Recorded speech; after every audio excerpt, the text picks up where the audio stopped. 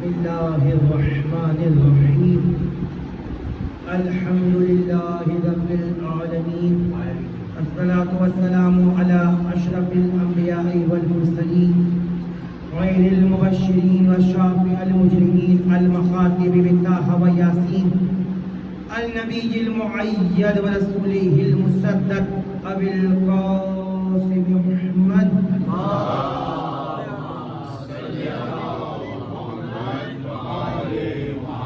الصلاة والسلام على وليه ووصيه ووزيره وأمينه وأشرف الإطرته وذريته وباب حكمته وراتب حجته سيد المسلمين أمير المؤمنين علي بن أبي طالب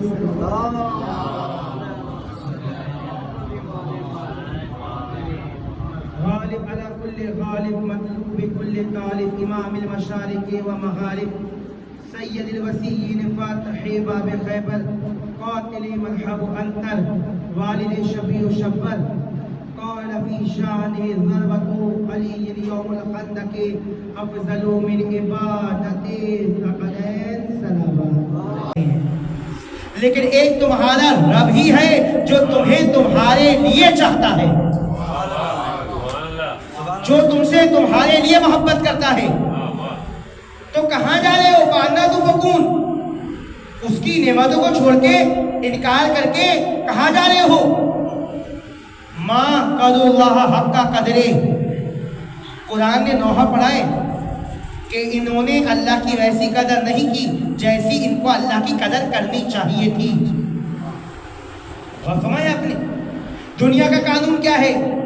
آپ کو مشکل آئے، مصیبت آئے، دل بھر آئے، غم زدہ ہو جائیں، کوئی بھی مشکل ہو، کس سے کہیں؟ اکثر ایسا ہوتا ہے کہ دل بھر آتا ہے اور انسان چاہتا ہے کہ کسی سے اپنا درد کہے، تو کسی سے کہے گا تاکہ دل ہلکا ہو جائے. کیوں بتا رہے ہو؟ کیا وہ مشکل کشا ہے؟ بھلے سے مشکل کشا نہ ہو لیکن میرا دل تو ہلکا ہو جائے گا. تو دل بھر آیا تو چاہا کہ اپنی بات کسی سے کہے، تو سڑک پہ نکل کے، شارع پہ نکل کے جو لوگ گزر رہے ہیں، آ رہے ہیں، جا رہے ہیں، ان سے تو نہیں کہو گے. پھر کس سے کہو گے؟ اس سے کہو گے جو کم از کم تمہارا ہمدرد ہو، اس سے کہو گے کہ جو تم سے محبت کرتا ہو، اس سے کہو گے کہ کم از کم مشکل کشا نہ ہو تو ہمدرد تو ہو، درد کو محسوس کرے. اور اس سے کہو گے کہ جو کسی سے کہے نہیں، یہ نہیں کہ سارے زمانے میں کہتا پھرے، کم از کم رازدان تو ہو. تو مولا کائنات فرماتے ہیں کہ تم کہاں جا رہے ہو؟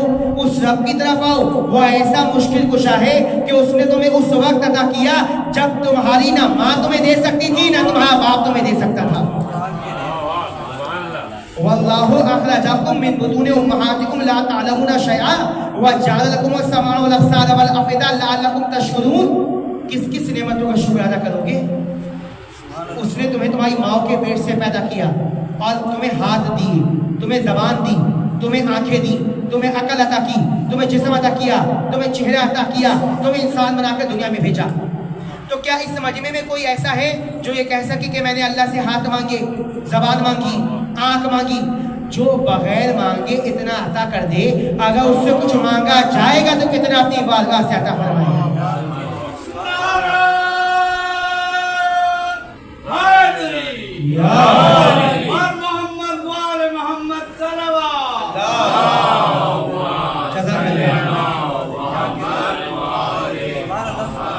تو اس نے اتنا بغیر مانگے عطا کر دیا. مولا فرماتے ہیں کہ تم کہاں جا رہے ہو؟ اپنے غم کہنا چاہتے ہو، باتیں کہنا چاہتے ہو، گفتگو کرنا چاہتے ہو تو اس سے تو کرو جو مشکل کشا ہو. یہ ایسا مشکل کشا ہے کہ اس نے تمہیں اس وقت عطا کیا کہ جب نہ تمہارا باپ تمہیں دے سکتا تھا نہ تمہاری ماں تمہیں کچھ دے سکتی تھی. پھر فرمایا کہ تم کہاں جا رہے ہو؟ اپنے غم اس کو کیوں بتا رہے ہو کہ جس پہ شک ہو کہ یہ کسی کو کہہ دے گا؟ اپنے دل کا حال ایسے انسان کو کیوں بتا رہے ہو کہ شک ہو کہ یہ کہتا پھرے گا؟ اس سے کہو جو ستار العیوب ہے، اس سے کہو کہ جو عیبوں پہ پردہ ڈالنے والا ہے، اس سے کہو کہ جو وہاب ہے، وہاب یعنی جو دینے والا ہو، عطا کرنے والا ہو. फरमाया आपने। और दुनिया का कानून देखिएगा, आपको मुश्किल आई, मुसीबत आई, आप कहाँ जाएंगे? अपने दोस्त के दर पे, अजीज के दर पे, भाई के दर पे, रिश्तेदार के दर पे। एक दफा जाओगे दे देगा, अच्छा इंसान हुआ दूसरी मरतबा जाओगे दे देगा, बहुत अच्छा हुआ तीसरी दफा जाओगे दे देगा, 4 दफा दे देगा, 5 मरतबा दे देगा। लेकिन जब बार बार जाओगे तो चिढ़ जाएगा और तुम्हें दरवाजे से मना करवा देगा। फिर अगर पहुंच गए तो ये भी हो सकता है, तजर्बेकार लोग बैठे, बुजुर्ग साहिब इल्म माफत है, मैं तो अपने नौजवानों से गुफ्तगू कर रहा हूँ कि रिश्ता भी तोड़ दें, ताल्लुक भी तोड़ दें, ऐसा ही है, खून भी सफेद हो जाए। तो ये दुनिया वाले हैं कि बार बार जाओगे तो नाराज हो जाएंगे, बार बार जाओगे तो चिढ़ जाएंगे। और एक वो अल्लाह है कि जिसके दर पर बार बार नहीं जाओगे तो नाराज हो जाएगा। दिन में 5 मरतबा अपनी बारगाह में बुलाता है और ये कह के बुलाता है, अम्मा युजीबो मुस्तग़ा इज़ा दआ। अगर कोई भी गम है, दर्द है, तो किसी और के पास क्यों जाते हो? वो तुम्हारे दर्द को दूर नहीं कर सकता, वो तुम्हारे इज़्तिराब को दूर नहीं कर सकता। अगर कोई तुम्हारे दर्द को दूर करेगा तो वही रब है जिसने तुम्हें खल्क भी किया है, जिसने तुम्हें रिस्क भी दिया है, जिसने तुम्हें दुनिया की तमाम नेमतें दी। तो उसकी नेमतों को कभी ठुकराना नहीं, उसकी कदर करना, उसकी इबादत करना, उसकी बंदगी करना। परवरदिगार हम तेरी अताअत कैसे करें, बंदगी कैसे करें? फरमाया वअतासिमू बिहब्लिल्लाहि जमीअन तफर्रकू वज़कुरू निअमतल्लाहि अलैकुम इज़ कुंतुम अदाआ। हमारे रसूल की इत्तबा करो, हमारे रसूल का इत्तबा गोया हमारा इत्तबा है। कुल इन कुंतुम तुहिब्बूनल्लाह फत्तबिऊनी। ये जो रसूल की अताअत है वो अल्लाह की अताअत है। यानी या अय्युहन्नास, पहली आयत जो मैंने पढ़ी, अब तेजी से गुफ्तगू आगे बढ़ा रहा हूँ। या अय्युहन्नास उज़कुरू निअमतल्लाहि अलैकुम, ऐ इंसानों अल्लाह की नेमतों को याद करो। यानी तौहीद एक नेमत, ऐसे ही है। और अब फरमाया जो तुम तक तौहीद पहुंचाए उस नबी के बारे में क्या ख्याल है? वअतासिमू बिहब्लिल्लाहि जमीअन तफर्रकू वज़कुरू निअमतल्लाहि अलैकुम। जो नबी तुम तक तौहीद को पहुंचाए वो भी नेमत। आज पढ़े लिखे नौजवानों के जहन के अंदर मगरबी दुनिया से जो तस्वुर आया है वो उनको दिया जा रहा है और जबरन उनको मनवाया जा रहा है। यूनिवर्सिटीज़ के अंदर और तमाम जगहों पे कॉन्सेप्ट पेश किया जा रहा है कि रसूल की शरीयत पुरानी, रसूल का दीन पुराना, किताब पुरानी, लिहाजा हमारे लिए वो कामिल बशर तो थे लेकिन अब वो हमारे लिए हादी नहीं है। नाउज़ु बिल्लाहि मिन ज़ालिक। ऐसे तस्वुर हैं जो मगरबी दुनिया से आ रहे हैं, लिबरल लोग, एथिस्ट लोग इस नज़रिए को अपना रहे हैं। और उसके जवाब में जो दलाइल दिया जा रहा है, जिसके एवज लोग उसके कायल हो रहे हैं, वो क्या है? वो कहते हैं जनाब नबूवत इमामत की क्या ज़रूरत है? आपके पास अल्लाह ने अकल दी है, अकल से सोचो, अकल से फैसला करो। तो अकल का इजहार करवाकर और अकल कह कहकर इमामत और रिसालत का मुनकर बनाया जा रहा है। ऐसा है, तवज्जो रखिएगा, समझ जाओ, सुने। तो अब एक जुमला हदिया करके आगे बढ़ूंगा कि अकल है लेकिन उसके बावजूद भी यह अकल रिसालत और इमामत की मोहताज है। और अब फिलॉसफी से मिसाल दे दूं ताकि पैगाम पहुंच जाए। भाई आपके पास आंखें हैं, मिसाल दे दूं ताकि पैगाम पहुंच जाए। भाई आपके पास आंखें हैं, आपके पास आंखों में नूर भी है, आंखें भी हैं, लेकिन इन आंखों से अंधेरे में देखकर दिखाओ। आंखें भी हैं, नूर भी है, लेकिन फिर भी ये आंखें किसी रोशनी की मोहताज है। आंखें भी, रोशनी भी, आंखों के अंदर नूर भी, लेकिन फिर भी नूर की मोहताज है, रोशनी की मोहताज है। तो अकल तो है लेकिन जब तक रिसालत और इमामत की रोशनी ना जाए ये इंसानियत कभी भी तरक्की नहीं कर सकता। नारे हैदर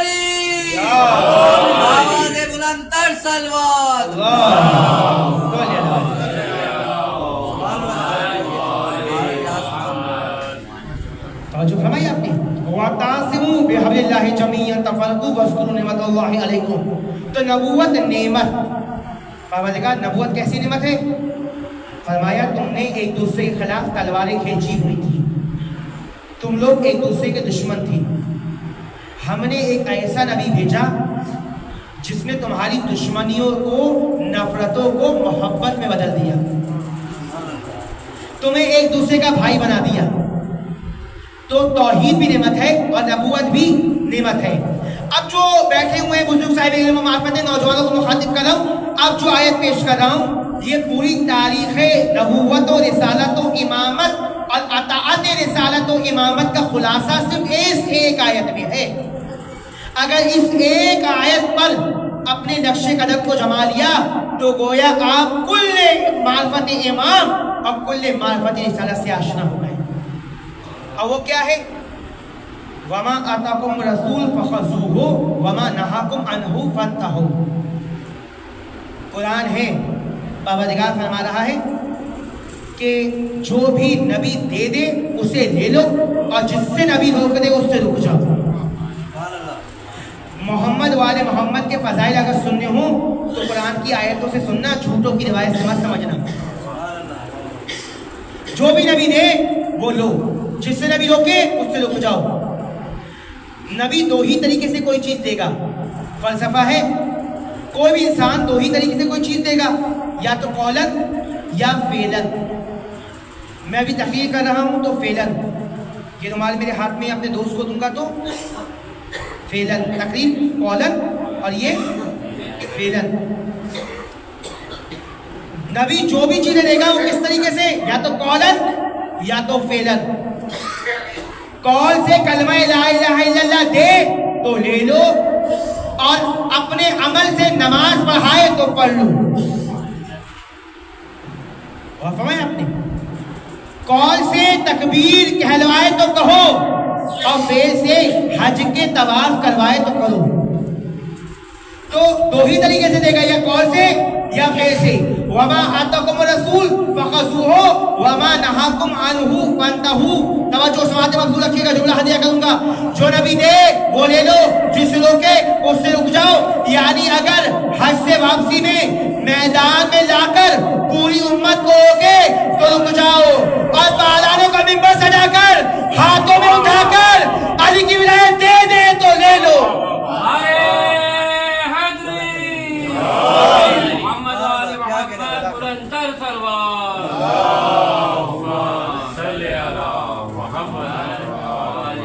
فرمایا آپ نے آج ایسے لوگ ہیں یوٹیوب پہ موجود ہیں ویڈیوز جو یہ کہتے ہیں کہ جناب پیغمبر اگر اتنا اہم مسئلہ تھا امت کا، وراثت کا، جانشینی کا، تو پھر پیغمبر اسی طریقے سے اہتمام کرتے اور صحیح طریقے سے پہنچاتے علی کی ولایت کو. اور یہ الزام لگایا جاتا ہے کہ صحیح نہیں پہنچایا اس پیغمبر نے، نعوذ باللہ من ذالک. یہ سوالات اٹھے ہیں، اگر اتنا اہم مسئلہ تھا تو صحیح پہنچاتے. میں کہوں گا جناب اس سے زیادہ کیا اہتمام کرتے؟ کوئی بھی انسان دو ہی طریقے سے چیزیں پہنچاتا ہے، یا قولن یا فعلن. پیغمبر نے دونوں طریقے سے پہنچایا، یعنی حج سے واپسی کا انتخاب کیا. جو آگے نکل گئے ان کو واپس بلایا، جو پیچھے رہ گئے ان کا انتظار کیا، اور پالانوں کا منبر سجایا، اور عمل سے یعنی ہاتھوں سے اٹھا کے دکھایا. قول سے من کنت مولا ہو فہذا علی المولا کہہ کے سنایا. نعرے نعرے حیدری، آواز بلند کر صلوات. اللہم صلی علی محمد وآل محمد. دونوں طریقے سے ولایت آپ کے حوالے کی ہے. اور پالانوں کا ممبر کیوں سجایا؟ یہ بھی تو کہ ملت ہے. بچپن سے سنتے آ رہے ہیں ہم سب کہ پالانوں کا ممبر پیغمبر نے سجایا، تو کیوں سجایا؟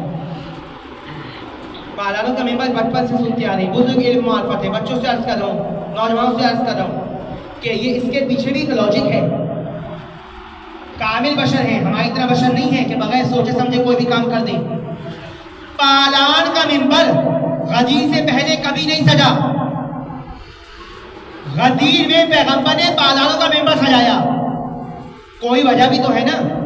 پالانوں کے ممبر بہت تعجب والا تھا، جس کو دیکھ کے لوگ حیرت میں پڑ جائیں کہ جناب آج اس پہ اعلان فرما رہے ہیں. اب مثال عرض کر رہا ہوں تاکہ بچے جو بیٹھے ان کے ذہنوں میں مثال اور بات پیغام محفوظ ہو جائے. دیکھیے خطیب آتا ہے، ذاکر آتا ہے، وہ ممبر پہ بیٹھ کے تقریر کرتا ہے. کبھی تقریر ممبر پہ ہوتی ہے، کبھی کرسی پہ ہوتی ہے، ایسے ہی ہے. لیکن کبھی کہے ذاکر نہ میں ممبر پہ تقریر کروں گا نہ میں کرسی پہ کروں گا، بلکہ کوئی خاص چیز ہو تو کیا ہوگا. مثال دے رہا ہوں، اگر خطیب آئے کہے نہیں میں تو فرش پہ آج تقریر کروں گا تو کیا ہوگا. آپ نے بچپن سے جتنی بھی مجلسیں سنی ہوں ساری مجلسیں بھول جائیں گے، لیکن وہ مجلس آپ کو ساری زندگی یاد رہے گی. اور اگر وہ شے ہر گھر میں ہو، جب جب اس شے پر نظر جائے گی تب تب وہ مجلس یاد آئے گی. پیغمبر نے صحرا میں پالانوں کا ممبر سجایا ہی اس لیے تھا کیونکہ عرب میں اونٹ بہت عام تھے، تاکہ عرب والے جب بھی اونٹ پہ نظر کریں ان کو اونٹ نظر آئے، ان کو من کنت مولا فہذا علی مولا کا اعلان یاد آ جائے. صلوات پڑھیں محمد و آل محمد.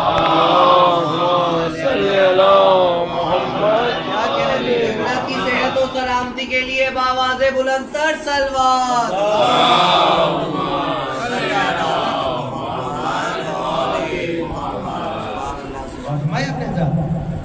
یہ وہ پیغمبر ہیں اور اب یہ ولایت علی کا اعلان فرما رہے ہیں. میں آیت پڑھ کے گزر گیا، میں خلاصہ اس کر رہا ہوں. یا ایھا الناس اذکروا نعمت اللہ علیکم، توحید نعمت. لیکن جب توحید عطا کی تو یہ نہیں کہا ہم نے نعمت کو مکمل کر دیا. وَاعْتَصِمُوا بِحَبْلِ اللَّهِ جَمِيعًا تَفَرَّقُوا وَاذْكُرُوا نِعْمَتَ اللَّهِ عَلَيْكُمْ. جب نبوت عطا کی تو یہ نہیں کہا کہ ہم نے نعمت کو مکمل کر دیا.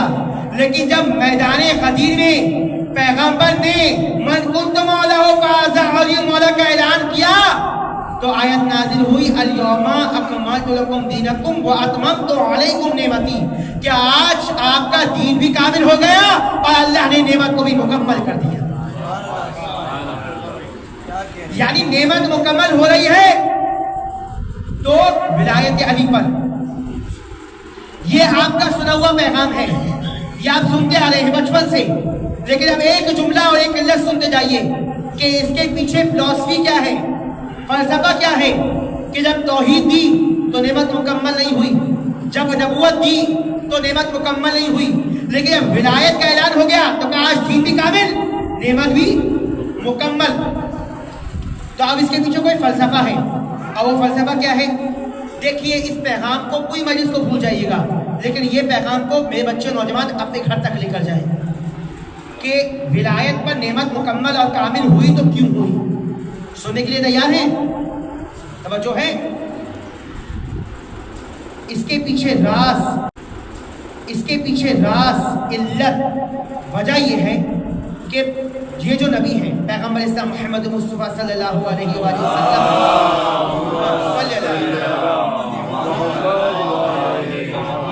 یہ کون سے نبی ہیں؟ آخری نبی. بے شک اس سے پہلے ان سے پہلے کتنے نبی آئے؟ یعنی کل تعداد 1,24,000 کی ہے. علاوہ پیغمبر جتنے بھی نبی آئے ان نبیوں نے کیا نبوت کو نہیں پہنچایا؟ توحید کو نہیں پہنچایا. تبلیغ بھی کی، نمازیں بھی پڑھوائی، احکام بھی نافذ کیے، شریعت بھی نافذ کی. وَشَرَعَ لَكُمْ دِینًا مَا وَصَّىٰ بِهِ نُوحًا وَالَّذِي أَوْحَيْنَا إِلَيْكَ وَوَصَّيْنَا بِهِ إِبْرَاهِيمَ وَمُوسَىٰ وَعِیسَىٰ. یہ 5 شریعتیں ہیں، 4 کتابیں اور 5 شریعتیں قرآن کی آیت سے. 5 شریعتیں، 4 آسمانی کتابیں، علاوہ پیغمبر کی شریعت، علاوہ پیغمبر کی کتاب. جتنی بھی کتاب آئیں اس میں کیا ہوئی؟ تحریف. جتنے بھی نبی آئے انہوں نے نظریہ توحید بھی پہنچایا، نظریہ نبوت بھی پہنچایا. لیکن کیا ہوا؟ نبی جاتے رہے، امتوں نے کیا کیا؟ ان کی شریعت میں تحریف، کتاب میں تحریف، احکام میں تحریف، نظریہ توحید میں تحریف، نظریہ نبوت میں تحریف۔ اگر تحریف نہ ہو تو پھر حضرت عیسیٰ گئے تو کیا ہوا؟ عیسائیوں نے کیا کیا؟ حضرت عیسیٰ کو کیا مانتے ہیں وہ؟ اللہ کا نعوذ باللہ بیٹا، تو تحریف ہو گئی۔ یہودیوں نے کیا کیا؟ حضرت عزیر کو خدا کا بیٹا، تو تحریف ہوئی۔ نبی جاتے رہے، امتیں تحریف کرتی رہی، شریعت میں تحریف، کتابوں میں تحریف، احکام میں تحریف، نظریے میں تحریف، کتاب میں تحریف۔ تو دشمن انتظار میں تھا کہ جیسے نبی جاتے رہے وہ تحریف کرتا رہا، اب یہ نبی جائیں تو وہ تحریف کرے، اپنا کام کرے، کتاب میں تحریف کرے، شریعت میں تحریف کرے، نظریے میں تحریف کرے، عبادت میں تحریف کرے، ارے اذان میں تحریف کرے، کلمے میں تحریف کرے، ہر چیز میں تحریف کرے۔ لیکن کیا کرے کہ جب غدیر کے میدان میں اعلان ولایت ہوا تو وہ دشمن مایوس ہو گیا، کیونکہ جاتے ہوئے محمد نے پالانوں کا منبر سجا کر آتے ہوئے محمد کو بٹھا دیا تو کافر مایوس ہو گیا۔ اور آیت نازل ہوئی، اے پیغمبر آج کافر بھی مایوس ہو گیا، آج مشرک بھی مایوس ہو گیا، آج منافق بھی مایوس ہو گیا، کیونکہ وہ اس انتظار میں تھا کہ نبی جائیں تو وہ اپنا کام کریں، لیکن وہ مایوس کیونکہ اب تو دین ایسے ہاتھ میں گیا ہے جو علی کا ہاتھ ہے، جو ایسا مضبوط ہاتھ ہے کہ بدر سے لے کر حنین تک اگر یہ ہاتھ قبضہ شمشیر پر آیا تو کوئی بھی علی کے سامنے ٹک نہیں پایا۔ یہ ایسا مضبوط ہاتھ ہے، دشمن مایوس ہو گیا۔ اور اگر ایک محمد کی بات ہوتی نا عزیزو تو شاید دشمن خوش ہو جاتا کہ چلو محمد ہیں، ان کے بعد علی ہیں، بات ختم ہو گئی، تمام ہو گئی۔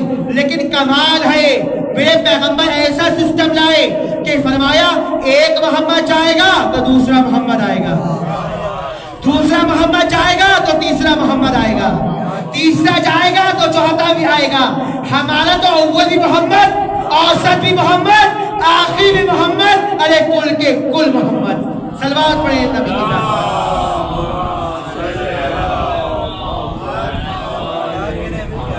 تو شاعر نے کیا خوب کہا ہے، شعر ہدیہ کا لوں کہ غدیر کا میدان تھا، غدیر کا میدان تھا، خالق کا فرمان تھا، جبرائیل درمیان تھا اور شیطان بہت پریشان تھا، شیطان پریشان تھا۔ شیطان پریشان ہی اس لیے تھا، شیطان منافق مشرک، کیونکہ دین بہت مضبوط ہاتھ میں چلا گیا۔ اور یہ علی کا ہاتھ کیا ہے؟ یہ علی کا ہاتھ یعنی پیغمبر کا ہاتھ ہے۔ روایت سنیے، پیغمبر کا مہینہ ہے، ربیع اول کا ماہ ہے، جب میرے مولا کائنات علی بن ابی طالب علیہ السلام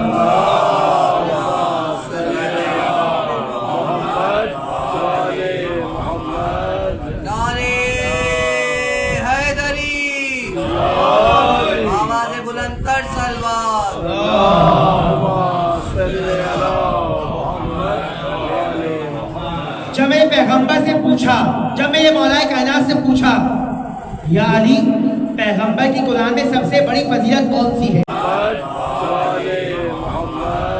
نعرے حیدری، آواز بلند تر سلوات۔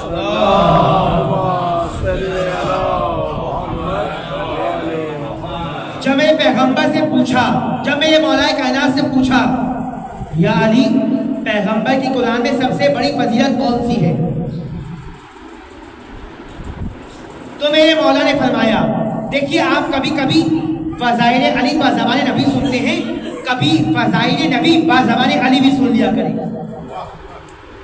علی سے پوچھا پیغمبر کی قرآن میں سب سے بڑی فضیلت کون سی ہے؟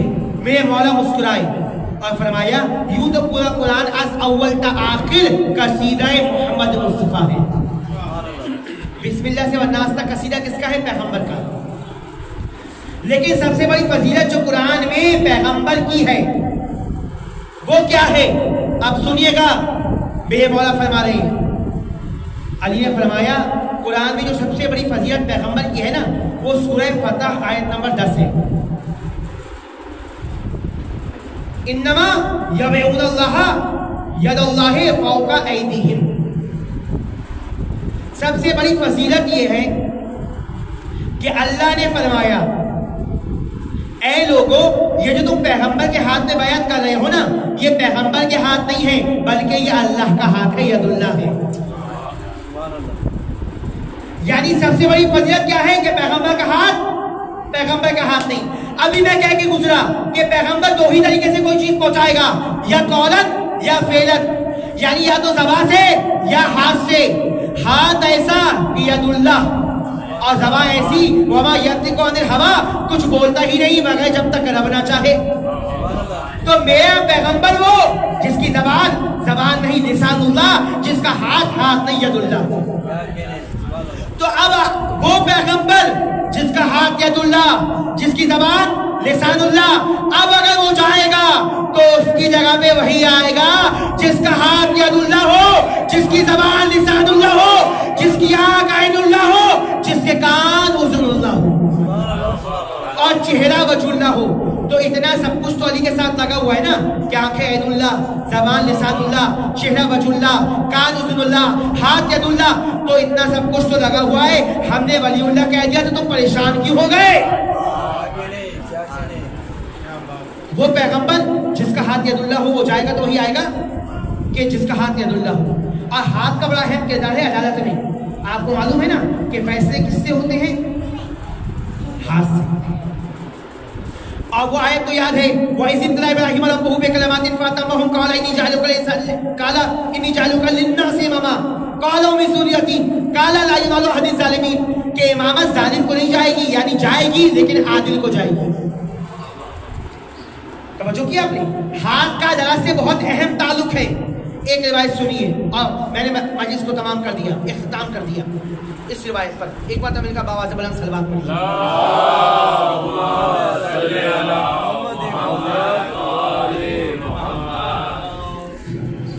रिवायत मुत्तफिक है, सारे आलम इस्लाम ने इस रिवायत को लिखा। इब्ने अबिल हदीद ने अपनी शरह नहजुल बलागा में लिखा। उनका ताल्लुक हमारे मसलक से नहीं है, सारे मसलक ने उनको माना। वो अपनी किताब में लिखते हैं कि जब यमन का माले गनीमत आया तो माले गनीमत में सोने और चांदी के सिक्के आए। पैगंबर ने उनको तकसीम करने के लिए अली को बुलाया, कहा या अली आप आइए, आप तकसीम कीजिए। अली आए और हुक्म पैगंबर के मुताबिक माल को तकसीम करने लगे। कतार बनी, लोगों ने कतार बनाई, लोग आते जाते थे, अली देते जाते थे और लोग चले जाते थे। अली ने माल तकसीम करने के लिए कोई तराजू नहीं मंगाया, ना कोई मीज़ान कायम की, बल्कि लोग आते थे, अली एक मुट्ठी सोने के सिक्के उठा के देते थे, एक मुट्ठी चांदी के सिक्के उठा कर देते थे। ऐसे में कुछ लोग ऐसे थे जिनको ये बात हजम नहीं हो रही थी कि माले गनीमत अली तकसीम करे, और वो पहुंच गए पैगंबर के पास। भाई माल मिल रहा है, लेते और चले जाते, खुश हो जाते, लेकिन ये तो अली का हसद है। या रसूल अल्लाह, आपने माल तकसीम करने के लिए अली को मुंतखब किया। अली ने ना कोई तराजू मंगाया, ना कोई मीज़ान कायम की, बल्कि एक एक मुट्ठी हाथ से देते जाते हैं। पैगंबर मुस्कुराए और फरमाया जाओ अली को बुला कर लेके आओ। मौलाए कायनात को बुलाया। पैगंबर ने कहा जाओ जो लोग माले गनीमत ले गए उनको बुलाओ। एक एक करके लोग आए। पैगंबर ने तराजू मंगाया, कहा सहाबी को जलाओ, अपना माल रखो, दूसरे पल्ले में तुम अपना माल रखो। देखते गए, चेक करते गए, लोग अपने माल रख रख के उठाते गए, लेकिन तराजू बराबर है, मीज़ान बराबर है। बस जैसे ही सारा माल चेक हो गया, पैगंबर ने फरमाया अली ये कोई मामूली हाथ नहीं है, ये अली का हाथ है। अली का हाथ यानी मेरा हाथ यानी यदुल्लाह। नारे हैदरी, या अली या अली या अली मदद वह फरमाया आपने, यानी मैं अभी कह के गुजरा कि नारे हैदरी, या अली या अली या अली मदद वह फरमाया आपने, यानी मैं अभी कह के गुजरा कि वो पैगंबर जिसका हाथ यदुल्लाह हो। अब अगर वो जाएगा तो वही आएगा जिसका हाथ यदुल्लाह हो। अब पैगंबर ने फरमाया कि अली का हाथ यानी मेरा हाथ यानी यदुल्लाह, अल्लाह का हाथ। तो आप पता चला कि अली का हाथ वो है जो हाथ नहीं यदुल्लाह है, जबान वो है जो लिसानुल्लाह है। सलवात अपने मौला की जात पर।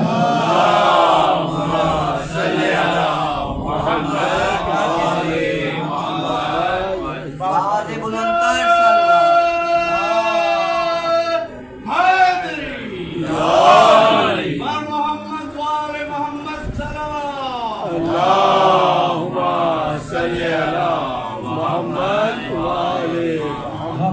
आपने।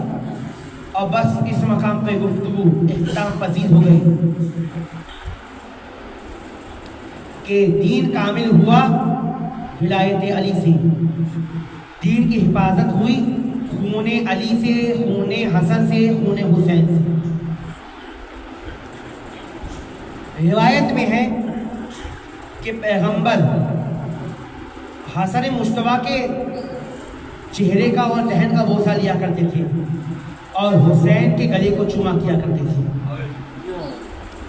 उसके पीछे एक इल्लत ये भी थी कि हसन इस मुंह से जिगर के टुकड़े उगलेगा और हुसैन के इस गले पर खंजर को चलाया जाएगा। क्या ज़हरा के बेटों की हुर्मत है? मैं कैसे अर्ज करूं और किस तरह आपकी खिदमत में ये पैगाम पहुंचाऊं कि हुर्मत ज़हरा देखिएगा। एक बच्चे के लाल के जनाजे पर तीर हैं और दूसरा लाल जब घोड़े से गिर रहा है तो उसका जसद तीरों के ऊपर है। सलाम हो इमाम की गुर्बत पर। ये मजलिस इमाम हसन रसूल खुदा की है ना, लेकिन अज़दरों एक मुश्तरका ऐसा मसाइब है जो मसाइब रसूल के भी हैं, जो मसाइब हसन के भी हैं। रावी कहता है कि जब रसूल खुदा की वक्त शहादत आई, करीब आई, तो एक मरतबा दरवाजे में दस्तकुल बाब हुआ। जनाबे ज़रा आगे बढ़ी, कौन है? कोई आवाज़ नहीं है। दुआ दस्तक हुई। जब तीसरी मरतबा दस्तक हुई, अल्लाह के रसूल बुलाया, कहा या ज़रा जानती है कौन है? अर्ज़ की बाबा कौन है? फरमाया ये मलकुल मौत है। या ज़रा ये आपके दर की इज्जत है, मकाम है कि जो फरिश्ता नबियों के दर पे नहीं रुकता वो आपके दरवाजे पर रुक कर इजाज़त मांगता है। लेकिन हाँ, मैं किस तरह कहूँ कि जिस दरवाजे पर फरिश्ते रुक कर इजाज़त मांगे, ये उम्मत उसी दरवाजे पर आग लेकर आ गई। यही मसाइब रसूल हैं, यही मसाइब हसन है। जब एक जाकिर, एक वाइस ने इमाम हसन के मसाइब पढ़े, इमाम हसन उसके ख्वाब में आई और फरमाया है जाकिर, तूने मेरी सबसे सख्त मुसीबत नहीं पड़ी, आवाज़ों को आज़ाद कीजिएगा, आखिरी अय्याम है। अर्ज़ की मौला, मैंने आपके चाहने वालों को बताया कि जब किसी भी इमाम को बाहर अज़ियत दी जाती थी तो घर में आराम किया करते थे, लेकिन ये इमाम हसन वो मज़लूम इमाम हैं जिनके घर में जौदा बिन्त अशस जैसी ज़ौजा है, जो इमाम को बार बार जहर दिया करती है। इमाम ने फरमाया ये मेरी सबसे सख्त मुसीबत नहीं है। अर्ज़ की मौला, मैंने आपके चाहने वालों को बताया कि ये हमारे वो मज़लूम इमाम हैं जिनको जब जहर दिया गया तो जहर की शिद्दत इतनी थी कि जिगर टुकड़े टुकड़े होकर दश्त में आ गया। इमाम ने फरमाया ये मेरी सख्त मुसीबत नहीं है। अर्ज़ की अब्दुल रसूलुल्लाह, मैंने आपके चाहने वालों को बताया जब कोई भी जनाजा घर से निकलता है तो वापिस पलट कर घर में नहीं आता। अरे ये हमारे वो मज़लूम इमाम हैं जिनका जनाजा पलट कर घर में आया। इमाम ने फरमाया ये मेरी सबसे सख्त मुसीबत नहीं है। बस अर्ज़ की मौला आप बताइए मेरी सबसे सख्त मुसीबत क्या है, आपकी सबसे सख्त मुसीबत क्या है? हसन मुश्तबा ने फरमाया मेरे चाहने वालों को बताना, मेरे शियों को बताना, मेरी सबसे सख्त मुसीबत ये है कि मदीना शहर की एक गली थी, एक दरवाजे पर आग लगी थी, दरवाजे के पीछे हसन की माँ खड़ी थी, मैं खड़ा हुआ देख रहा था, जलता हुआ दरवाजे को लात मारी, जलता हुआ दरवाजा मेरी माँ पर गिरा।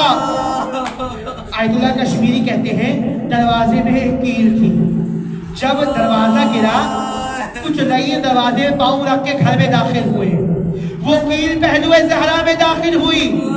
अरे दिल खोल के आंसू बहाइएगा।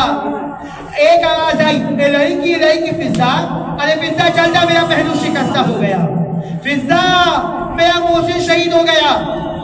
इमाम हसन फरमाते हैं सबसे बड़ी मुसीबत ये है, इमाम कहते हैं जब मेरी माँ के दर्द में फाका हुआ, मेरी माँ ने ये नहीं पूछा अली के मेरे पहलू में शिकस्ता हो गया या मेरा मोहसिन शहीद हो गया, बल्कि मेरी माँ ने सबसे पहला सवाल ये किया कि अली कहाँ है। एक बार फिजा ने कहा शहजादी वो अली को रस्सी डालकर बाहर लेकर जा रही है। शिद्दत तकलीफ में इमाम कहते हैं मेरी माँ ने बाहर कदम रखा। इमाम हसन फरमाते हैं दिल खोल के रोइएगा।